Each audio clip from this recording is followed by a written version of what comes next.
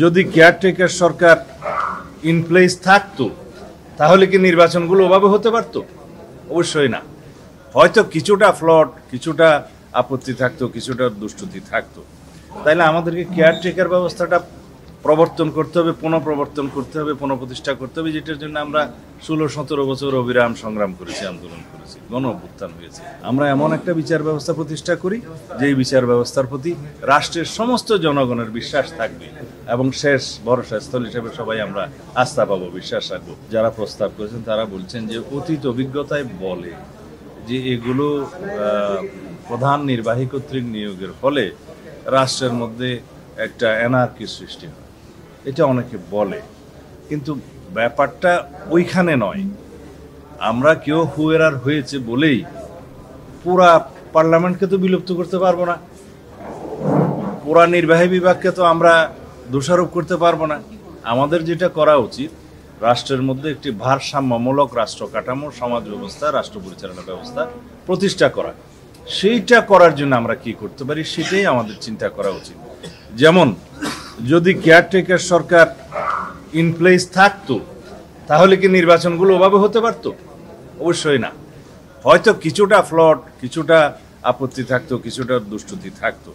তাইলে আমাদেরকে কেয়ারটেকার ব্যবস্থাটা প্রবর্তন করতে হবে, পুনঃপ্রবর্তন করতে হবে, পুনঃপ্রতিষ্ঠা করতে হবে, যেটার জন্য আমরা 16-17 বছর অবিরাম সংগ্রাম করেছি, আন্দোলন করেছি, গণ অভ্যুত্থান হয়েছে। আমাদের 1 নম্বর দাবি ছিল যে তত্ত্বাবধায়ী সরকার ব্যবস্থা পুনঃপ্রতিষ্ঠা করা হোক।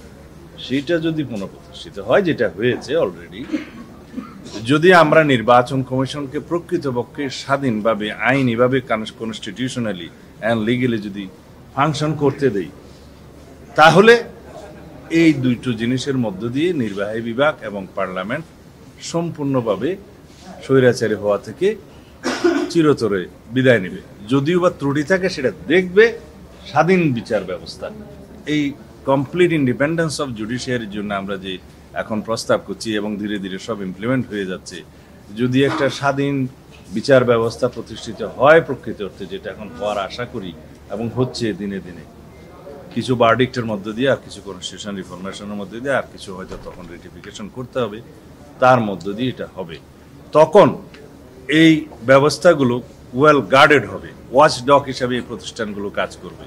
সাথে যদি ফ্রিডম অফ প্রেস, যেটা এখন আপনারা বলতে পারবেন ফ্রিডম অফ প্রেস এখন আগের তুলনায় কতটা উন্নীত হয়েছে, ইন্ডেক্সে আমরা কত বেশি উন্নীত হয়েছি, এবং আশা করি সামনে আরও এই ফ্রিডম অফ প্রেস এবং right to speech, right two association, এটা 100% প্রতিষ্ঠিত হবে যদি এই ভূমিকাগুলো আমরা রাখি, আপনারা সোচ্চার থাকেন।